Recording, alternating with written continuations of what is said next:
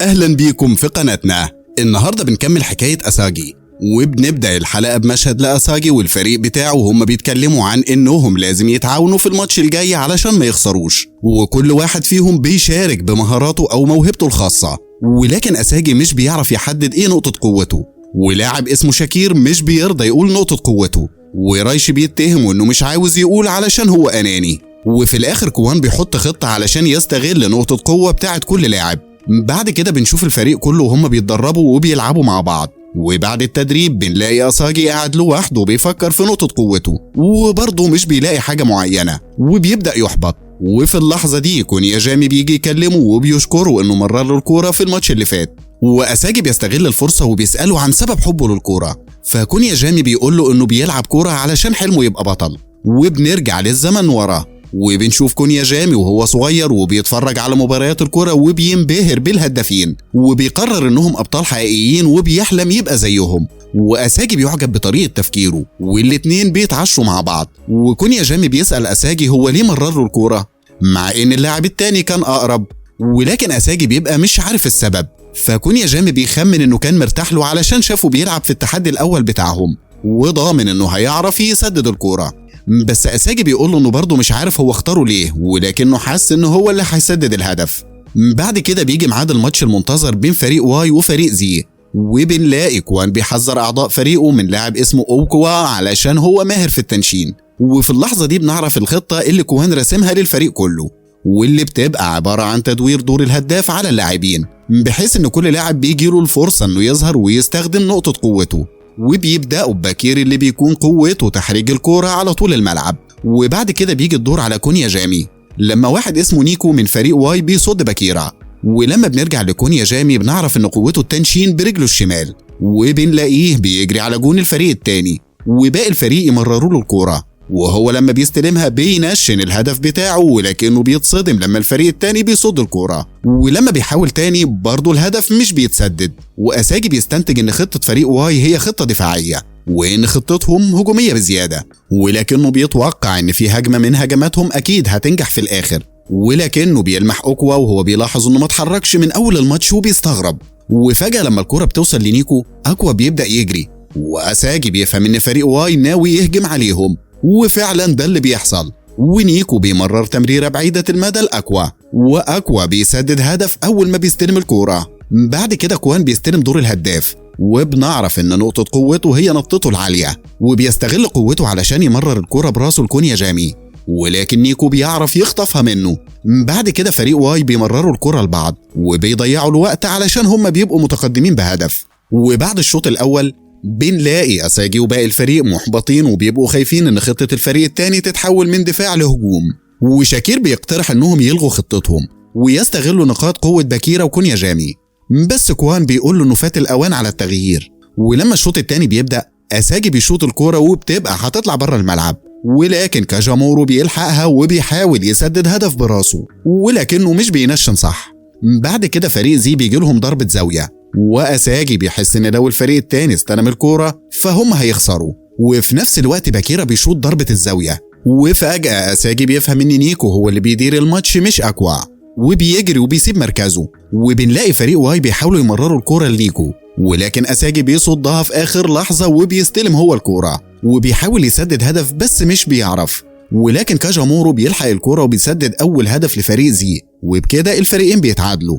بعد كده بنلاقي نيكو بيقول لأساجي انه كان متوقع منه انه يفهم مين قائد الفريق علشان هما الاتنين عندهم نفس الموهبة، وهي قراية الملعب وتحليل حركات اللاعبين، ولكنه بيصمم انه احسن من أساجي وانه هيغلبه. ولما بنرجع للماتش بنلاقي ان الدور دلوقتي على لاعب اسمه نور هاي، واللي بيكون ماهر في انه يتفادى الدفاع. ولكن تمريرة أساجي لنور هاي بتتصد، بس أساجي مش بيستسلم وبيقرر يصد كل تمريرات الكورة لنيكو. وبنعرف ان نيكو بقى قائد الفريق بتاعه بعد ما سمع ايجو وهو بيتكلم عن نقاط قوة وضعف في كل لاعب، علشان هو كان عارف ان مهاراته مناسبة للتحليل والتخطيط. بعد كده فريق واي بيغيروا خطتهم الدفاعية لخطة هجومية في آخر دقيقة في الماتش، والحركة دي بتفاجئ أساجي علشان كان بيحسب فريق واي يستسلموا للتعادل علشان ما عندهمش فرصة انهم يهجموا، ولكنه طلع غلطان. وفريق واي بيبدأوا الهجوم بأكوا اللي بيجري على جون فريق أساجي، وباقي الفريق بتاعه بيتعاونوا علشان يوصلوا له الكورة، ومحدش من فريق زي بيلحقهم.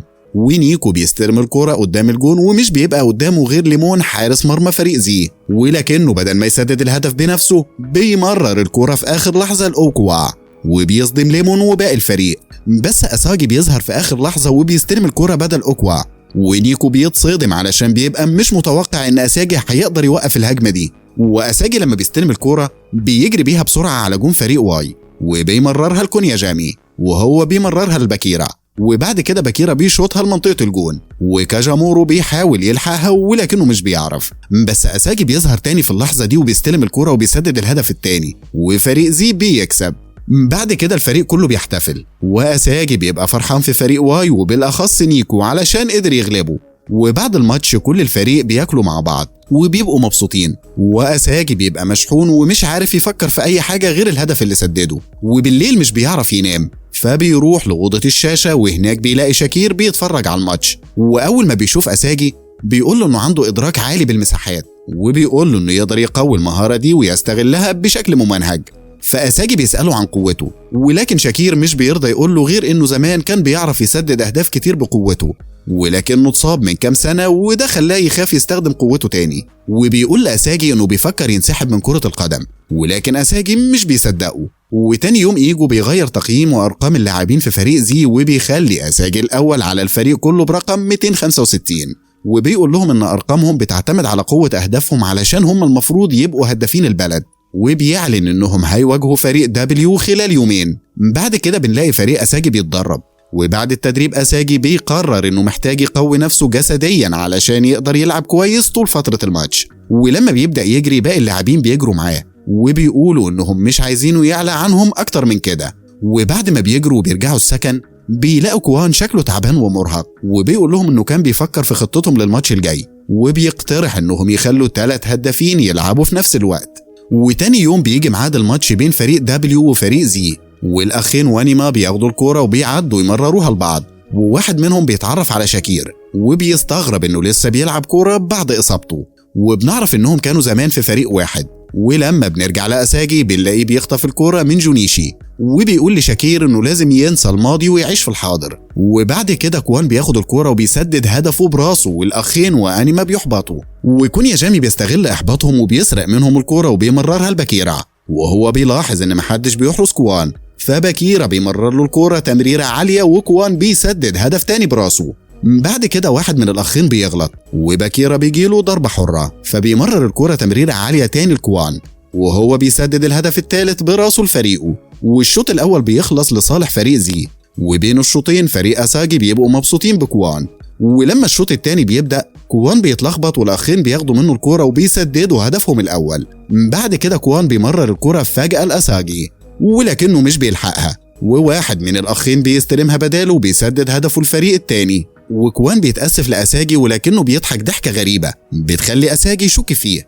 ولما بنرجع للماتش بنلاقي أساجي وباكيرا وكونيا جامي بيجروا للمقدمة علشان ينفذوا استراتيجية اتدربوا عليها، ولكن أساجي بيلاقي إن لاعبين الفريق التاني بيتصرفوا أكنهم عارفين خطتهم وبيصدوا حركات باكيرا وكونيا جامي فجأة. وأساجي بيرجع تاني يفتكر ضحكة كوان وبيشك إنه خانهم. ولما كوان بيفوت فرصة إنه يسدد هدفه الرابع أساجي بيتأكد إنه فعلا قلب عليهم وبيواجهه، وكوان بيعترف إنه اضطر يعمل كده علشان هو لازم يفكر في مصلحته أولا، وبيعلن إنه دلوقتي بيلعب مع فريق دبليو علشان هو عارف إن فريق زي استحالة يكسب ضد فريق في المستقبل، وبيقول له إنه عارف إن اللاعب اللي يسدد أكبر عدد من الأهداف مش بيستبعد، فعلشان كده هو خان فريقه الأصلي. يا رب يكون الفيلم عجبكم، وما تنسوش تدعمونا وتعملوا لايك وسبسكرايب للقناة علشان ما يفوتكوش فيديوهاتنا.